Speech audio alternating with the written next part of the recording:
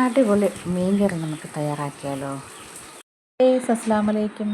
എൻ്റെ ചെറിയൊരു കുഞ്ഞു ലോങ് വീഡിയോസിലേക്ക് എൻ്റെ പ്രിയപ്പെട്ട കൂട്ടുകാർക്ക് സ്വാഗതം. അപ്പോൾ അതാ ഞാൻ ഇവിടെ നിന്നൊരു കുഞ്ഞ് മീൻകറിയുടെ വീഡിയോസാണ് ഇന്ന് ഞാൻ നിങ്ങളുടെ മുന്നിൽ കാണിക്കുന്നത്. അപ്പോൾ അതാ ആവശ്യത്തിനുള്ള തേങ്ങയും പുളിയും ചെറുള്ളിയും കൂടെ ഞാൻ ചേർത്തിട്ടുണ്ട്. മുളക് പൊടി, മഞ്ഞൾപ്പൊടി, ഉപ്പും കുരുമുളകും എല്ലാം കൂടെ നമുക്കൊന്ന് ചൂടാക്കി എടുക്കാം. അതിലോട്ട് നമ്മുടെ ജാറിലോട്ട് ഇനി ഇതെല്ലാം മുളക് പൊടിയെല്ലാം നമുക്കൊന്ന് ആഡ് ചെയ്ത് കൊടുക്കാം. എഴുതി കൊടുത്തതിന് ശേഷം നമുക്ക് അരപ്പ് തയ്യാറാക്കി കൊണ്ടുവരാം. അവരത് ആ ചട്ടിനടുത്ത് കഴുകി വൃത്തിയാക്കി വെച്ചിട്ടുണ്ട്. അപ്പോൾ ഞാൻ മീൻ കട്ട് ചെയ്യുന്നത് ഞാൻ കാണിച്ചിട്ടില്ല. മുമ്പത്തെ വീഡിയോസിലൊക്കെ ഞാൻ ഒത്തിരി പ്രാവശ്യം കാണിച്ചിട്ടുണ്ടായിരുന്നു. അത് എപ്പോഴും കണ്ട് നിങ്ങൾ ബോറടിക്കേണ്ടെന്ന് വെച്ച് ഞാൻ എപ്പോഴും കിടന്ന് കട്ട് ചെയ്യുന്ന വീഡിയോസ് ഞാൻ എടുക്കാത്തതാണ്. അപ്പോൾ ഇതൊരു കുഞ്ഞു വീഡിയോസിന് 2 മിനിറ്റ് 44 മിനിറ്റ് അത്രയും കൂടെ ഉള്ളൂ. അപ്പോൾ ഞാൻ വേറെ വീഡിയോസുകളൊക്കെ ഇട്ടിട്ടുണ്ട്. എല്ലാവരും കയറി കാണുക, ഷെയർ ചെയ്യുക, കമൻറ്റ് ഇടുക, സബ്സ്ക്രൈബ് ചെയ്യുക, സപ്പോർട്ട് ചെയ്യുക. തീർച്ചയായിട്ടും നിങ്ങളുടെ സപ്പോർട്ട് അത്യാവശ്യമാണ്.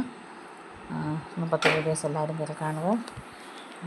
അപ്പോൾ പച്ചമുളക് നമ്മുടെ അരപ്പിലോട്ട് ഇട്ടൊരു മിക്സിയുടെ ജാറിലോട്ട് ഇട്ടൊരു ഇറക്കിയിട്ടുണ്ടായിരുന്നു.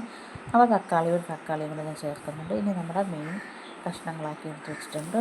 അതും കൂടെ നമുക്ക് കറിയിലോട്ട് ഞാൻ ഇപ്പം ഗ്യാസ് കത്തിച്ച് വെച്ചിട്ടില്ല. ഇതെല്ലാം റെഡിയാക്കിയ ശേഷം ഗ്യാസിലോട്ട് വെച്ച് കൊടുക്കാം. അപ്പോൾ ഇതാണ് ഒരു കുഞ്ഞു വീഡിയോസാണ്.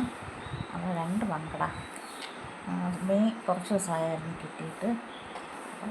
നല്ല ഫ്രഷ് മീനായിരുന്നു കിട്ടിയത്. അപ്പോൾ അതിൻ്റെ തലയും കൂടെ ഇട്ടാലേ കറിക്ക് ചെവ വരത്തുള്ളൂ, ടേസ്റ്റ് വരത്തുള്ളൂ. അപ്പോൾ അതുകൊണ്ട് ആണ് അത് ചേർത്തത്. അപ്പോൾ മീൻ കറി ഞാൻ ഗ്യാസിലോട്ട് വെച്ച് കൊടുത്തിട്ടുണ്ട്. തിള വന്നിട്ടുണ്ട്. അപ്പോൾ ഇനി നമുക്ക് കുറച്ച് മാങ്ങ കഷ്ണം നമുക്ക് ആഡ് ചെയ്ത് കൊടുക്കാം. മാങ്ങ ഞാനെല്ലാം കട്ട് ചെയ്ത് വെച്ചിട്ടുണ്ടായിരുന്നു കുഞ്ഞു കഷ്ണങ്ങളായിട്ട്.